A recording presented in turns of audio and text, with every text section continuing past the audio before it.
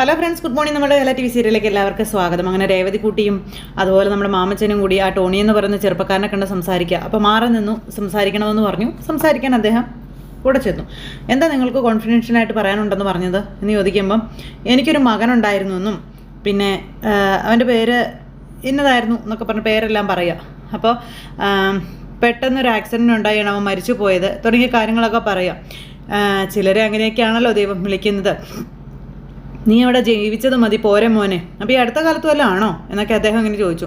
അപ്പം 3.5-4 വർഷത്തോളം ആയി എന്ന് പറഞ്ഞു. അപ്പോൾ അല്ല, ഇത് ഇളയ മോളായിരിക്കും അല്ലേ എന്ന് ചോദിക്കുമ്പം, മോളാണ്, പക്ഷേ അഡോപ്റ്റ് ചെയ്തതാണെന്ന് പറഞ്ഞു. അന്നേരം ടോണിക്ക് ഇവരോട് ഭയങ്കര ഒരു ഇത്.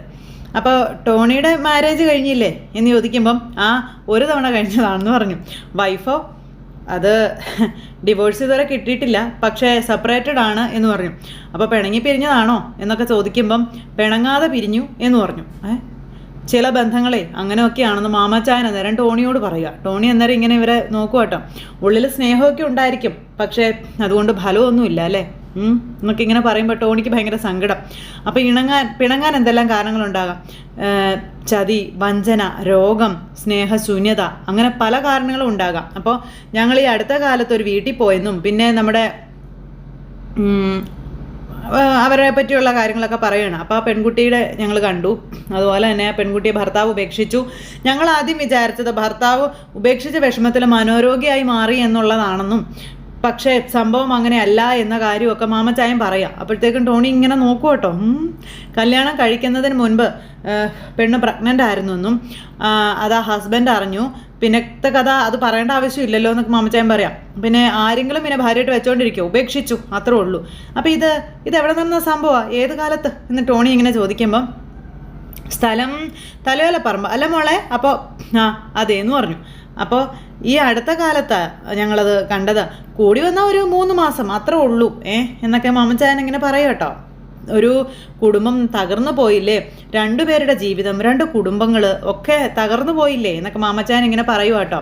അപ്പോൾ എൻ്റേതും ഏതാണ്ട് അങ്ങനെ ഒരു സ്റ്റോറിയാണ്, ഞാനും ചതിക്കപ്പെട്ടതാണ് എന്ന് ടോണി ഇങ്ങനെ പറയണു. അതാണോ ഉപേക്ഷിക്കാൻ കാരണം എന്ന് മാമച്ചായൻ ചോദിക്കുമ്പം, നമ്മൾ പുറമേ നിന്ന് നോക്കുമ്പോഴേ മാലാഖയാണെന്നൊക്കെ തോന്നും.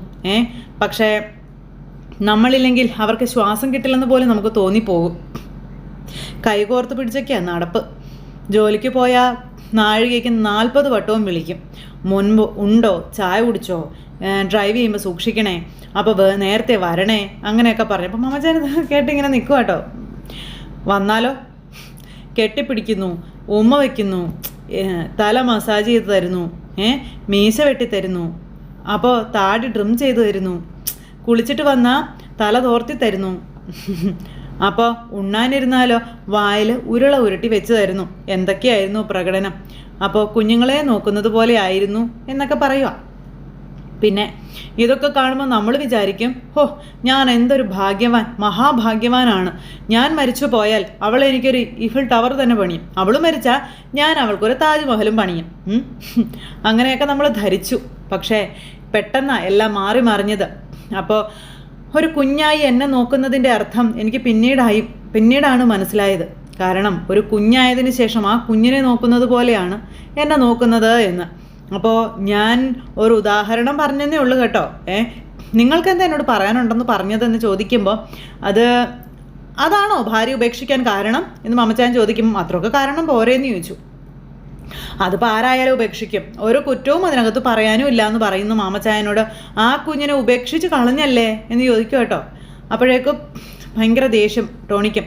കുഞ്ഞിനെയും വെച്ചുകൊണ്ട് കന്യകയാണെന്നൊക്കെ പറഞ്ഞുകൊണ്ട് നടക്കാൻ പറ്റുമോ, കല്യാണം നടത്താൻ പറ്റുമോ എന്നൊക്കെ ഇങ്ങനെ മാമച്ചായൻ ചോദിക്കാം. ആ കുഞ്ഞിനെ വല്ലയിടത്തും എറിഞ്ഞു കളഞ്ഞതാണോ അതോ എന്ന് രേവതിക്കുട്ടി ചോദിക്കുമ്പം, അതറിയാഞ്ഞിട്ടാണോ വിഷമം എന്ന് രേവതിയോട് ടോണി ചോദിച്ചു. അയ്യോ, ഞാൻ വെറുതെ ചോദിച്ചതേ ഉള്ളു കേട്ടോ എന്നും പറഞ്ഞുകൊണ്ട് രേവതി നിൽക്കുക. പെൺകുട്ടിയല്ലേ, കുഞ്ഞിനെ കളഞ്ഞു എന്നൊക്കെ പറയുമ്പോഴേ അതിനെന്നാ പറ്റിയെന്നൊക്കെ ആയിരിക്കും ചിന്ത എന്ന് മാമച്ചായൻ ടോണിയോട് പറയുന്നു. അപ്പോൾ ജീവിച്ചിരിപ്പുണ്ടോ എന്നറിയാൻ ഒരു എന്നൊക്കെ പറഞ്ഞുകൊണ്ട് രേവതി ഇങ്ങനെ നിൽക്കുമ്പം, അത്ര ഉള്ളന്നേ ഒരാകാംക്ഷ.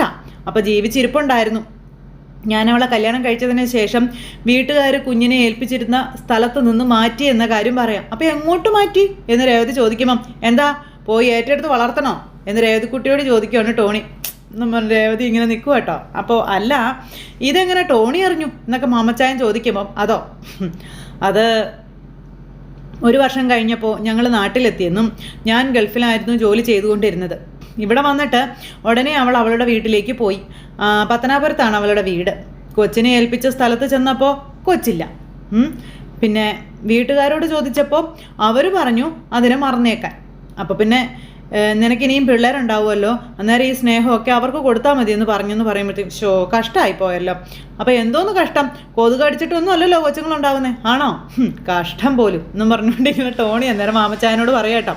അപ്പോഴത്തേക്ക് രേവതിക്കുട്ടി വല്ലാണ്ടായി നിൽക്കും. അപ്പോൾ ഈ രഹസ്യമൊക്കെ എങ്ങനെ അറിഞ്ഞേ എന്നൊക്കെ മാമച്ചായൻ ചോദിച്ചു. അപ്പോൾ ലീവ് കഴിഞ്ഞ് ഞങ്ങൾ ഗൾഫിലോട്ട് തിരിച്ചു ചെന്നപ്പോൾ മുതൽ അവൾക്ക് സന്തോഷമില്ല, അവൾക്ക് എന്തൊക്കെയോ മാറ്റം. പിന്നെയാണ് കഥകളെല്ലാം അവൾ തന്നെ പറഞ്ഞത്. അവൾ പറയുന്നതെല്ലാം കേട്ട് ഞാൻ തീർന്നു പോയി നിൽക്കുകയായിരുന്നു എന്നൊക്കെ പറഞ്ഞു. അങ്ങനെ അന്ന് സംഭവിച്ച കാര്യങ്ങളെല്ലാം ടോണി ഇവരോട് വിശദമായി പറയാം. അപ്പോൾ ഇവരെല്ലാവരും കൂടെ ചേർന്ന് എന്നെ ചതിക്കായിരുന്നു എന്ന് എനിക്ക് മനസ്സിലായി. അവൾ എന്നോട് കാണിച്ചത് എന്തായിരുന്നു എന്ന് എനിക്ക് അപ്പോഴാണ് മനസ്സിലായത്.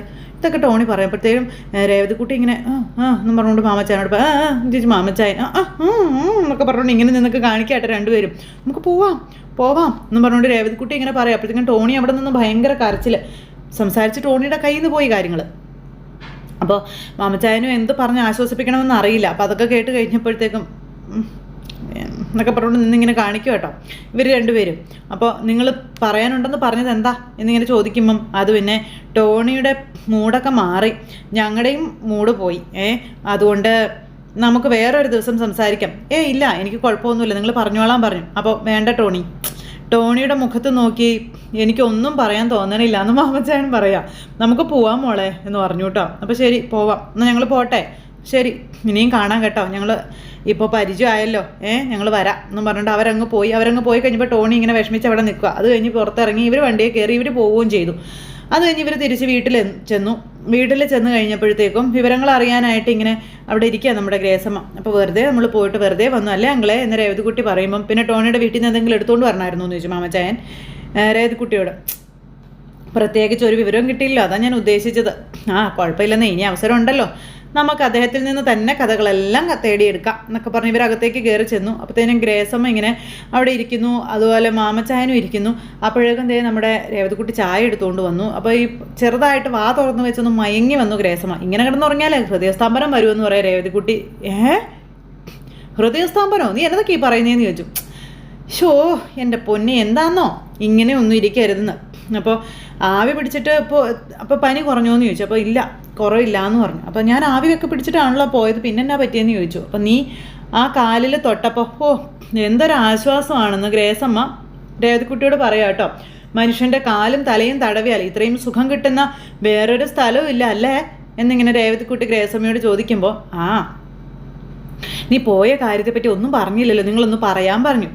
അതിനുശേഷം പിന്നെ ടോണി പറഞ്ഞ കാര്യങ്ങളെല്ലാം രേവതിക്കുട്ടി ഇവിടെ നിന്ന് ഗ്രേസമ്മയോട് പറഞ്ഞു. അങ്ങനെ അവരെല്ലാം സംസാരിച്ചു അങ്ങനെ ഇരിക്കുന്നു. കുറച്ച് കഴിഞ്ഞപ്പോഴത്തേക്കും വരുന്നു അടുത്തയാൾ. അപ്പോൾ അദ്ദേഹം ആണെങ്കിൽ ഒരു വണ്ടിയിലാണ് വരുന്നത്. വീട്ടിലേക്ക് ഇടിച്ചു കയറി ചെല്ലാൻ നോക്കുമ്പോഴത്തേക്കും നമ്മുടെ ഡ്രൈവർ അവിടെ നിന്ന് നിന്നേ എന്ന് പറഞ്ഞു. എന്താ നിങ്ങൾ കഴിഞ്ഞ ദിവസം വന്നേച്ച് പോയതല്ലേ എന്ന് ചോദിക്കുമ്പോൾ അതേലോ എന്ന് പറഞ്ഞു. എന്തിനാ പിന്നെയും ഇങ്ങനെ വരുന്നതെന്നൊക്കെ ചോദിക്കുമ്പം ഈ വീട്ടുകാരെ കാണാൻ വന്നതാണെന്ന് പറഞ്ഞു. അന്ന് കണ്ടില്ലായിരുന്നു എന്ന് ചോദിക്കുമ്പം എല്ലാവരെയും കാണാൻ പറ്റിയില്ല അതുകൊണ്ടാണെന്ന് പറഞ്ഞു. അപ്പം ഞാൻ കണ്ടിട്ട് വരട്ടെ എന്ന് പറഞ്ഞുകൊണ്ട് ആ ചേട്ടനകത്തേക്ക് കയറി ചെന്ന് കോളിംഗ് ബെല്ല് അടിച്ചു. അപ്പോൾ രേവതിക്കുട്ടിയും ഗ്രേസമ്മയും അവിടെ ഇരിപ്പുണ്ടായിരുന്നു. രേവതിക്കുട്ടി എന്ന് വാതിൽ തുറക്കാൻ നോക്കിയപ്പോഴത്തേക്കും നീ അടുക്കളയിലോട്ട് ചെല്ലും, ഞാൻ തുറന്നോളാവെന്നും പറഞ്ഞ് ഗ്രേസമ്മ വാതിൽ തുറക്കാനായിട്ട് അങ്ങോട്ടേക്ക് ചെല്ലു കേട്ടോ. അപ്പോൾ ഗ്രേസമ്മ ചെന്ന് വാതിൽ തുറക്കുമ്പോൾ കാണുന്നത് ഈ വല്യപ്പം വന്ന് നിൽക്കുന്നതാണ്. ഇദ്ദേഹത്തിനെ കണ്ടപ്പോഴത്തേക്കും ഗ്രേസമ്മ പെട്ടെന്ന് ഞെട്ടി. അപ്പോൾ അദ്ദേഹം ഗ്രേസമ്മ ഒന്ന് വാതിൽ തുറന്നത് കണ്ടില്ല. അപ്പോൾ വേഗം തന്നെ ഗ്രേസമ്മ അകത്തേക്ക് ഓടി കയറി ചെന്നിട്ട് നീ ഇനി ഹോളിലേക്ക് വരണ്ട കേട്ടല്ലോ എന്ന് പറഞ്ഞു. ഞാൻ വിളിച്ചിട്ട് മാത്രം വന്നാൽ മതിയെന്നും പറയും കേട്ടോ. അപ്പോൾ ആരാ വന്നതെന്ന് രേവതിക്കുട്ടി ചോദിച്ചു. അപ്പോൾ മുമ്പൊരിക്കലേ നിന്നെ തേടി ഒരാൾ ഇവിടെ വന്നെന്ന് ഞാൻ പറഞ്ഞില്ലേ, അയാളാണെന്ന് പറയുമ്പോൾ രേവതിക്കുട്ടി ഞെട്ടി ഇങ്ങനെ നോക്കുക കേട്ടോ. ആണോ? അതേന്ന് പറഞ്ഞു. അപ്പോഴത്തേക്കും പിന്നെ അയാൾ ഇനി എന്തെങ്കിലും ആവശ്യമോ എന്തെങ്കിലും തട്ടിപ്പായിട്ട് വേഷം കെട്ടി വന്നതാണോ എന്ന് അറിയില്ലല്ലോ എന്ന് ഗ്രേസമ്മ പറയുമ്പോൾ അങ്ങനെ വേഷമൊക്കെ കെട്ടി വന്നിട്ട് എന്തിനാണെന്ന് ചോദിച്ചു. എടി മോളെ നിനക്ക് അറിയാൻ മേലാഞ്ഞിട്ടാ, നീ ഒന്ന് ആലോചിച്ച് നോക്കിക്കേ. നീ കോളേജിൽ പോകുന്നുണ്ടല്ലോ ഇല്ലേ, നീ കാണാൻ ഭംഗിയുള്ള പെണ്ണായതുകൊണ്ട് പലരും നിന്നെ ശ്രദ്ധിക്കും. ഏതാ ഇവള്, കൊള്ളാലോ, എവിടെ നിന്നാ ഇവള് വരുന്നത്, എവിടെയാ വീട്, അങ്ങനെയൊക്കെ ചിലപ്പോൾ തപ്പി വരുന്നവരായിരിക്കും, പറയാൻ പറ്റത്തില്ലെന്നേ. താല്പര്യം മൂത്ത് വരുമ്പോഴേ അവർ അന്വേഷിച്ചിറങ്ങും. ആദ്യം നീ താമസിക്കുന്ന വീടും ഒക്കെ കണ്ടുപിടിക്കും. അപ്പോൾ രേവതിക്കുട്ടി ഇങ്ങനെ നോക്കുക കേട്ടോ. എന്നിട്ട് ഇവിടുത്തെ കാര്യങ്ങൾ ഓട്ടക്കാരോടോ അടുത്ത കടക്കാരോടോ അയൽക്കാരോടൊക്കെ ചോദിച്ച് മനസ്സിലാക്കും. അപ്പോൾ ഇതൊക്കെ കേട്ട് ഇങ്ങനെ രേവതിക്കുട്ടി അന്തം വിട്ട് നിൽക്കുക. അപ്പോഴാണ് അവരറിയുന്നത് നീ കുറച്ച് മാസേ ആയിട്ടുള്ളൂ ഇവിടെ വന്നിട്ട് എന്ന്.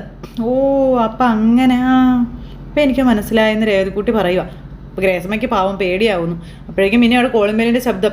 ദേ നീ ഒരു കാര്യം ചെയ്ത് നീ അടുക്കളയിലേക്ക് പോയിക്കോ, എന്തായാലും അമ്മാവനാണ് കിമ്മാവനാണെന്നൊക്കെ പറഞ്ഞ് വന്നാൽ എന്ത് ചെയ്യും, എന്തേ ബാക്കി സംഭവിക്കാൻ പോകുന്ന ഞാൻ പറയണ്ടല്ലോ എന്നൊക്കെ പറഞ്ഞുകൊണ്ട് ഇങ്ങനെ ഗ്രേസമ്മ ഇതൊക്കെ പറയാം. അപ്പോഴത്തേക്ക് നമ്മുടെ രേവതിക്കുട്ടിക്ക് അത് മനസ്സിലായി. കാരണം ഓർഫൺ ആണെന്ന് പറയുമ്പോൾ ആ ബന്ധം പറഞ്ഞു വന്നാൽ ഞങ്ങൾ നിന്നെ അങ്ങ് വിടുമെന്നൊക്കെ ഇവർ ധരിക്കും തുടങ്ങിയ കാര്യങ്ങളൊക്കെ പറഞ്ഞ് രേവതിക്കുട്ടിയെ മനസ്സിലാക്കി രേവതിക്കുട്ടിയെ അകത്തേക്ക് പറഞ്ഞു വിട്ടു. പക്ഷേ രേവതിക്കുട്ടി അകത്ത് പോയില്ല. രേവതിക്കുട്ടി അവിടെ വന്നിങ്ങനെ ഒളിച്ച് നിൽക്കുക.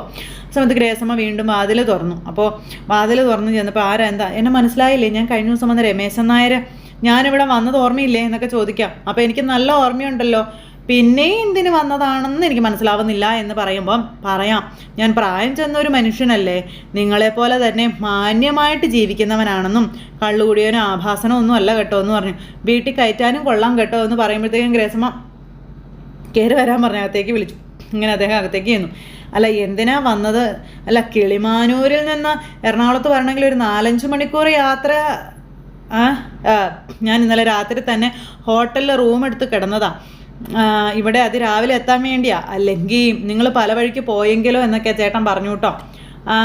വേറൊരാൾ ഇവിടെ ഉണ്ടായിരുന്നല്ലോ, മേഡത്തിൻ്റെ ഭർത്താവ്. അപ്പോൾ എഴുന്നേറ്റിട്ടില്ല, കാല് വേദനിച്ച് കിടക്കുക, കടച്ചിലും കോച്ചിപ്പിടുത്തമൊക്കെ ആണെന്ന് പറയുമ്പോൾ അതിന് പറ്റിയൊരു വൈദ്യൻ കിളിമാനൂരുണ്ട്. അപ്പോൾ ഏതൊരു വാദവും പുള്ളിക്കാരൻ എന്ന് പറയുമ്പം ചികിത്സിക്കാൻ വന്നതൊന്നും അല്ലല്ലോ, വന്ന കാര്യം പറയാൻ നോക്കാൻ പറഞ്ഞു ഗ്രേസമ്മ അന്നേരം. അപ്പോൾ ഞാനൊന്ന് ഇരുന്നോട്ടെ എന്ന് അദ്ദേഹം ചോദിച്ചു. സോറി ഇരുന്നോളാൻ പറഞ്ഞു. അപ്പോൾ ആ നാടിനെ പറ്റിയും അവിടെയുള്ള ആ ഒരു ജീവിത രീതിയൊക്കെ അദ്ദേഹം ഇങ്ങനെ ഇരുന്ന് വർണ്ണിച്ചുകൊണ്ടിരിക്കുക കേട്ടോ. അപ്പോൾ അങ്ങനെ പിന്നെ ആ നാട്ടിൽ അദ്ദേഹം ജീവിക്കുന്ന രീതികളും എല്ലാം ഇങ്ങനെ പറയുക. പിന്നെ ഞാൻ എന്തെങ്കിലും തട്ടിയെടുക്കാൻ വരുന്ന ഒരാളാണെന്നുള്ള ധാരണയിലാണ് എന്നോട് ഇങ്ങനെ സംസാരിക്കുന്നതെന്ന് എനിക്കറിയാം, പക്ഷേ എനിക്ക് അതിൻ്റെ യാതൊരു ആവശ്യമില്ല എന്ന് അദ്ദേഹം ഗ്രേസമ്മയോട് പറയുമ്പോൾ ഗ്രേസമ്മ ഇങ്ങനെ അന്തം വിട്ട് ഇദ്ദേഹത്തിനെ തന്നെ നോക്കി ഇങ്ങനെ ഇരിക്കും കേട്ടോ. ഇനി ഇപ്പോൾ രേവതിക്കുട്ടിക്ക് പുതിയ അവകാശികളൊക്കെ ആയി തുടങ്ങി. ഇനി ഇതിൻ്റെ അടുത്ത പൊല്ലാപ്പ് എന്തൊക്കെയാണെന്ന് കാത്തിരുന്ന് കാണാൻ. എല്ലാവർക്കും നല്ലൊരു ദിവസം ആശംസിക്കുകയാണ്. എല്ലാവർക്കും ടാറ്റാ.